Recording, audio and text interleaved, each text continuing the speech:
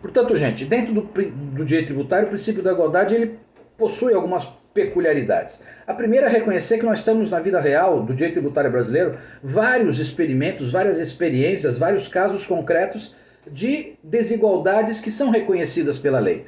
Por exemplo, o Simples Nacional é um mecanismo de conceder um tratamento tributário diferenciado para empresas, pessoas jurídicas que têm uma menor capacidade, menor potencial econômico-financeiro. Portanto, não há nenhuma ilegalidade nisso. As isenções são também reflexo dessa aplicação do princípio da igualdade. Por exemplo, conceder isenção para as pessoas que têm apenas um imóvel e vivem da sua aposentadoria pequena. E essas situações são reais. Portanto, é aplicando o princípio da igualdade que a gente consegue fazer com que o direito tributário atinja as pessoas de um modo muito parecido.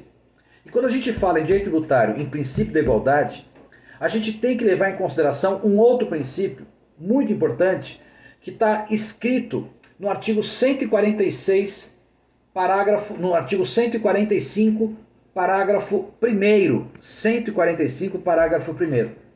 Esse princípio denominado capacidade contributiva diz o seguinte no parágrafo 1º.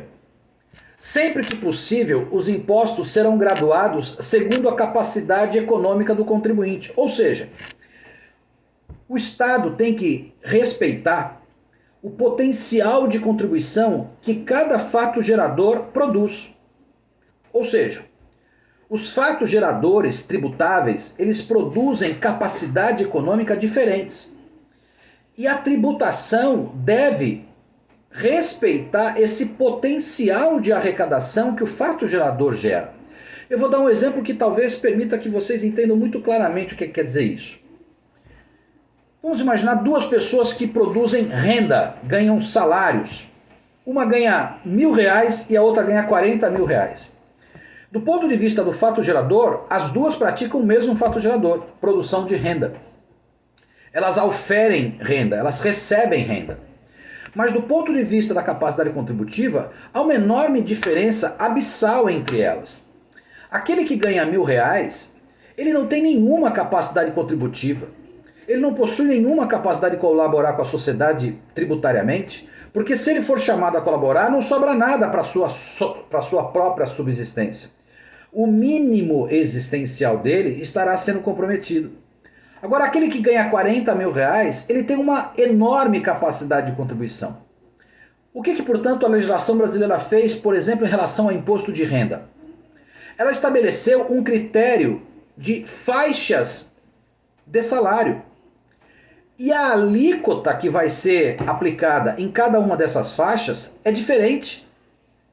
De modo que o contribuinte que ganha 1.000, ele estará inserido numa primeira e básica faixa em que não haverá cobrança de imposto de renda para esse pessoal.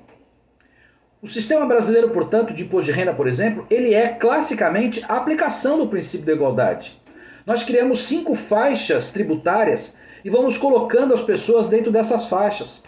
E à medida que essas faixas salariais vão aumentando, as alíquotas vão aumentando correspondentemente. De modo que no Brasil nós temos uma faixa inicial básica de pessoas que não recolherão nada, a alíquota é 0, ou seja, são isentos.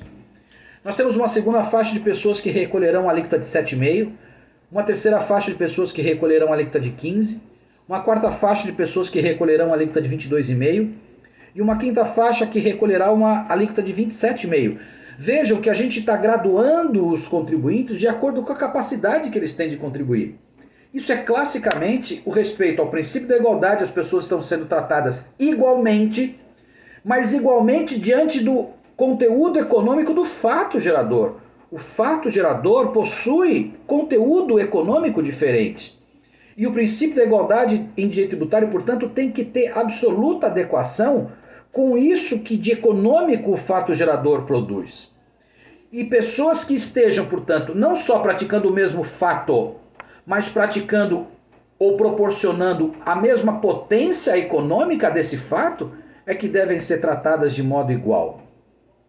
Capacidade contributiva e o princípio da igualdade são, portanto, almas gêmeas que andam em igualdade, andam juntos. Voltamos.